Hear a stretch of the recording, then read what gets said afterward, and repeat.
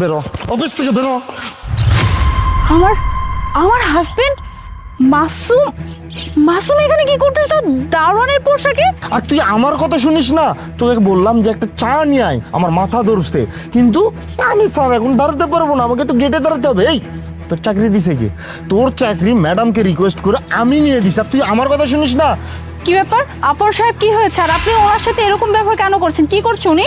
Ma'am দেখেন না, এই ছোট লোকের বাচ্চা আমার একটা কথা শুনে না, অথচ এই ছোট লোকের বাচ্চা আমাকে এসে রিকোয়েস্ট করলো যে ভাইজান আমি খাইতে পারতাছি না, আমার বাসায় খাওয়ার নাই, আমার একটা চাকরি দেন। আমি চাকরির ব্যবস্থা করলাম আপনারে বলে, আর ও আমার কথা শুনে না। ম্যাম ওর একটা কথা শুনবেন না, তোকে তো চাকরি থেকে এক্ষুনি বের করে দেবো, চা বেরো। মিস্টার আপন, আপনি ওনাকে চাকরি থেকে বাদ দেওয়ার কে? বসকে আপনি নাকি আমি?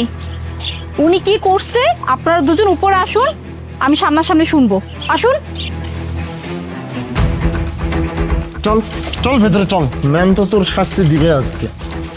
যা দাঁড়া এখানে। মিস্টার আপন, এখন আমাকে বলেন তো, আপনি ওনার সাথে এরকম দুর্ব্যবহার কেন করছিলেন নিচে? উনি এমন কি কাজ করছে যার জন্য ওনার সাথে এরকম ব্যবহার করছিলেন আপনি?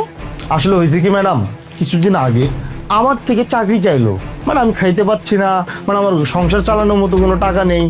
আমি দয়া করে তার জন্য আপনার কাছে বলে তাকে একটা চাকরি দিলাম, অথচ দেখেন আমি এই কোম্পানির একটা এমপ্লয়ি, আমার কথা শুনে না। আমি ওকে বললাম যে মাসুম আমাকে একটা চা দে, মাথা ব্যথা করতেছে। ও বলে কি আমাকে তো এখন গেটে দাঁড়াতে হবে স্যার, আমি এখন চা দিতে পারবো না। কেন? ওর এত বড় সাহস হয় কিভাবে, ও আমাকে না করে? ওকে ফাইন, আপনি এক কাজ করেন মিস্টার আপন, আপনি এখন আপনার রুমে যান, গিয়ে কাজ করেন। ওনার সাথে আমি কথা বলে নিচ্ছি, আপনি যান। জি ম্যাডাম। মাসুম, আপনি এখানে দারোয়ানের চাকরি কেন করেন? আমি বলতে চাচ্ছি যে আমি আপনাকে চিনি, সো আপনি তো অনেক বড় একটা মাল্টিন্যাশনাল কোম্পানির ওনার ছিলেন। এত বড় একটা কোম্পানির ওনার হওয়ার সত্ত্বেও আপনি এখানে দারোয়ানের চাকরি করছেন, মানে ঠিক বুঝলাম না। ম্যাডাম, আপনি আমাকে চেনেন কিভাবে? আমি তো কিছুদিন হলো এই কোম্পানিতে জয়েন করছি। আপনি আমাকে কিভাবে চেনেন? আমি আপনাকে চিনি বলতে, হ্যাঁ এটা শিওর যে আপনি আমার কোম্পানিতে নতুন জয়েন করেছেন। এর আগে আমি আপনাকে দেখিনি, বাট আমি আপনাকে আপনার এক ফ্রেন্ডের থ্রুতে চিনি। বেসিক্যালি তার সাথে আমার বিজনেসের অনেক ডিল হয়, তো সেই পারপাসে আপনার সম্পর্কে অনেক আমার জানা আছে। আপনি অনেক বড় একটা কোম্পানির মালিক, অনেক কোটি কোটি টাকার ডিল করতেন। সো আমার প্রশ্ন হলো, যার এত কোটি কোটি টাকা ছিল সে আজকে সামান্য একজন দারোয়ান? মানে প্লিজ আমাকে একটু খুলে বলুন না, আপনার সাথে এমন কী হয়েছে যার জন্য আজকে আপনি এই জায়গায়? ম্যাডাম, আপনি কোম্পানির মালিক হয়ে যখন এত করে জানতে চাচ্ছেন তখন বলি। আসলে ম্যাডাম, কিছুক্ষণ আগে বললাম না, সবই আমার ভাগ্য। আমি অনেক ভালো একটা পর্যায়ে ছিলাম, অনেক বড় একটা বিজনেসম্যান ছিলাম আমি। আমার একটা বাই হাউস ছিল ম্যাম, আমার আন্ডারে শত শত কর্মী কাজ করতো, সব কিছুই ভালো চলছিল। কিন্তু ম্যাডাম, কথায় আছে কি জানেন, আপনি যদি কাউকে অন্যায়ভাবে ঠকান না, তার শাস্তি আল্লাহ আপনাকে পৃথিবীতে বেঁচে থাকা কালীনই দিয়ে দিবেন। হয়তো সেটাই হয়েছিল ম্যাডাম আমার জন্য। একজন মানুষের হয়তো অভিশাপের জন্য আজ আমার এই অবস্থা ম্যাডাম। কি অভিশাপ? আপনার জীবনে এমন কেই বা আছে, বা কেই বা আপনাকে অভিশাপ দিবে যার জন্য আজকে আপনি রাস্তার ভিখারি? ম্যাডাম, আমার এক্স ওয়াইফ মুনা, হয়তো মুনার অভিশাপের জন্যই আজ আমার এই অবস্থা ম্যাম। মুনা আমাকে অনেক ভালোবাসতো ম্যাম, আমরা তো ভালোবেসেই বিয়ে করেছিলাম। বিয়ের পরপর সব কিছু ঠিকঠাকই চলছিল, সুন্দর সাজানো গোছানো সংসার, সব কিছুই ঠিকঠাক। কিন্তু হঠাৎ করে না ম্যাম, জীবনটা আমার অন্যদিকে রূপ নিতে শুরু করে। ওই যে ম্যাম বললাম, আমার একটা বাই হাউস ছিল, আমার ম্যানেজার নদীর সঙ্গে যেহেতু আমাকে অফিসে অনেক একটা দীর্ঘ সময় পার করতে হতো, ওর সঙ্গে সময় পার করতে করতে না ম্যাডাম, ওর সঙ্গে আমি একটা সম্পর্কে জড়িয়ে যাই। এই কথা যখন মুনা জানতে পারে, মুনা অনেক কষ্ট পায় ম্যাম। আমাকে অনেক অনুরোধ করে বলেছিল যে সাজিদ, তুমি যে কাজটা করছো এটা মোটেও ঠিক না। নদী তোমাকে ভালোবাসে না, শুধুমাত্র তো তোমার সম্পত্তি, তোমার টাকা, তোমার বিজনেস দেখে নদী তোমার সঙ্গে মিথ্যে ভালোবাসা নাটক করছে। তুমি চোখে রঙিন চশমা পরে আছো তো সাজিদ, সে কারণে তুমি বুঝতে পারছো না কোনটা ঠিক আর কোনটা ভুল। আমাকে অনেকবার বোঝানোর চেষ্টা করেছিল ম্যাম, কিন্তু আমি আসলে মোনার কোনো কথাতে বিশ্বাসই করিনি। আমি আসলে নদীর সঙ্গে এতটাই ডিপ রিলেশনে ছিলাম যে মুনার কথাগুলো আমার বিরক্ত লাগলো। আস্তে আস্তে মুনাকেও পর্যন্ত আমার বিরক্ত লাগতে লাগলো। পরে গিয়ে সিদ্ধান্ত নিলাম যে আমরা আলাদা হয়ে যাব, আমরা আর একসঙ্গে সংসার করবো না। এই কথাটা জানার পর জানেন ম্যাম, মুনা আমাকে না পায়ে ধরে অনেক কান্নাকাটি করেছিল, অনেক অনুরোধ করেছিল ওকে যেন আমি ডিভোর্স না দিই। কিন্তু যত দিন যেতে লাগলো ওকে না আমার বিরক্ত লাগতে লাগলো জানেন তো। পরে আমি বাধ্য হয়ে আমি ওকে ডিভোর্স দেই, এরপর নদীকে বিয়ে করি। হয়তো সেটাই ছিল আমার জীবনের সব থেকে বড় ভুল ম্যাম। মনে ঠিক ছিল ম্যাম, নদী আমাকে কখনই ভালোবাসতো না। নদীকে বিয়ে করার পর 6 মাসের মধ্যে জানতে পারি যে নদীর নাকি একজনের সঙ্গে সম্পর্ক আছে। আর এই 6 মাসের মধ্যে নদী আমাকে যা বলতো, যেভাবে চলতে বলতো ম্যাম, আমি সেভাবেই চলতাম। এমনকি ও যে কখন ছলে বলে কৌশলে আমার সমস্ত সম্পত্তি এমনকি ফ্যাক্টরির দলিল পর্যন্ত ওর নামে লিখে নিয়েছিল, আমি কিচ্ছু বুঝতে পারিনি ম্যাম, কারণ আমি তো নদীকে অনেক বিশ্বাস করতাম। এরপর ম্যাম নদী একদিন আমাকে এসে বলে বাসা থেকে বের হয়ে যেতে।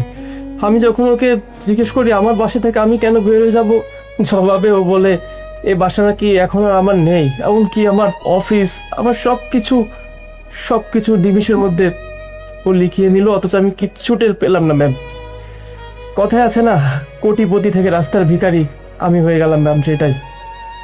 ওই যে সব কিছুই হয়তো মনের অভিশাপের জন্য।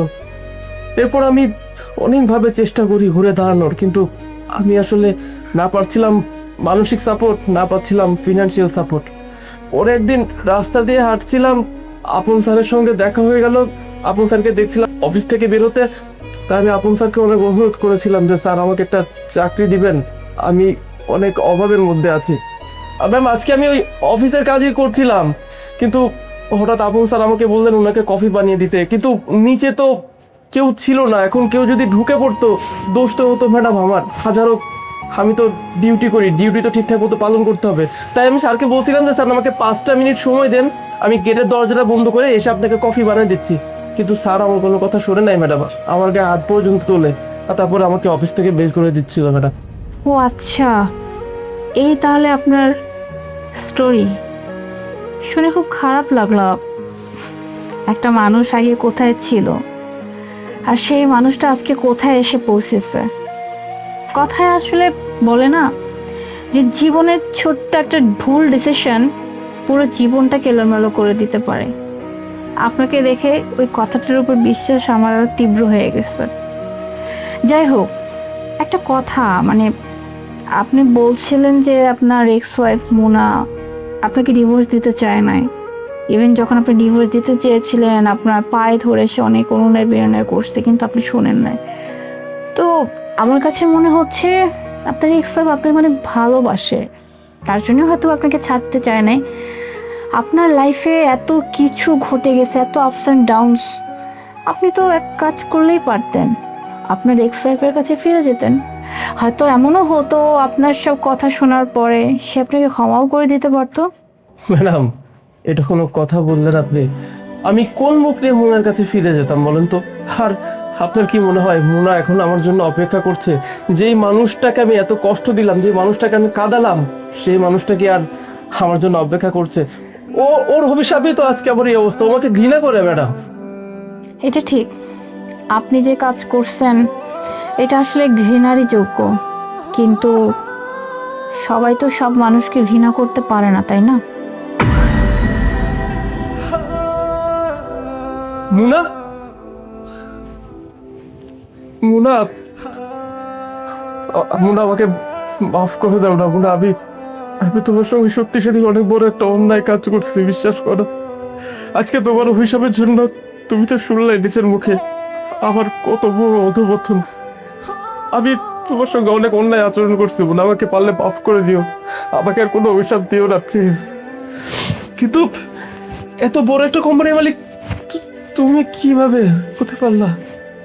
হ্যাঁ, আমি ফার্স্ট অফ অল আমি কোনোদিনই তোমাকে অভিশাপ দিইনি, আর দিবই বা কেন?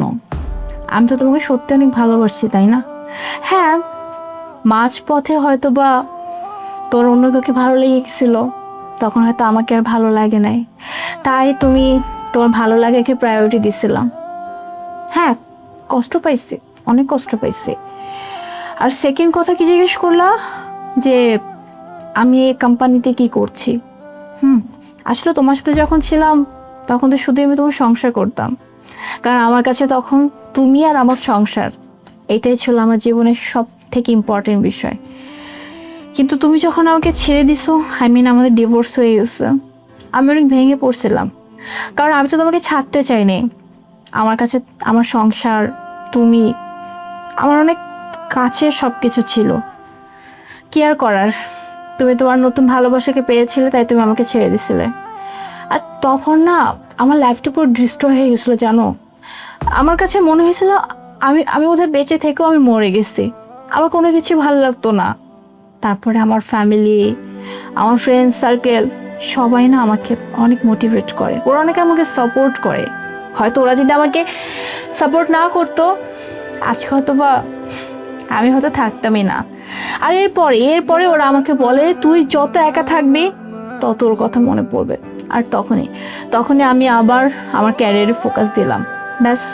তারপরে আমি এই কোম্পানির দাঁড় করালাম। কিন্তু সাজির, ট্রাস্ট মি, আজকে আমি তোমাকে যখন দারোয়ানের পোশাকে দেখছি আমি আসলে মেনে নিতে পারি নাই যে আমার হাজবেন্ডের এই অবস্থা। যার কাছে সুখ খুঁজতে গেছিলা সে তোমাকে লাথি মেরে বের করে দিল। আর তুমি কি বললা, ক্ষমা চাইছো আমার কাছে, তাই না?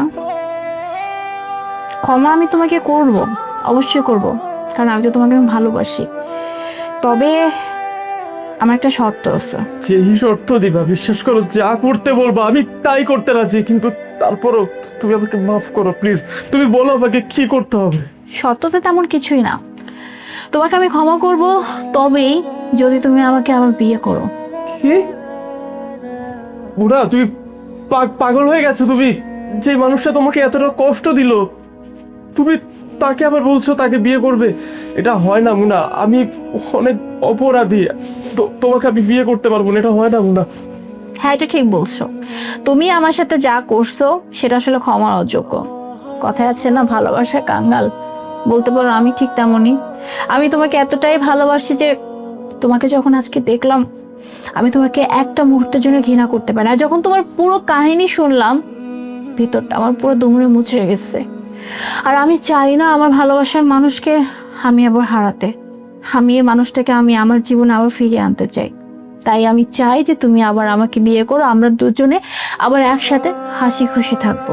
ঠিক আছে, তবে কথা দিচ্ছি শেষ নিঃশ্বাস পর্যন্ত কোনোদিন তোমাকে একটু কষ্ট পেতে দেব না।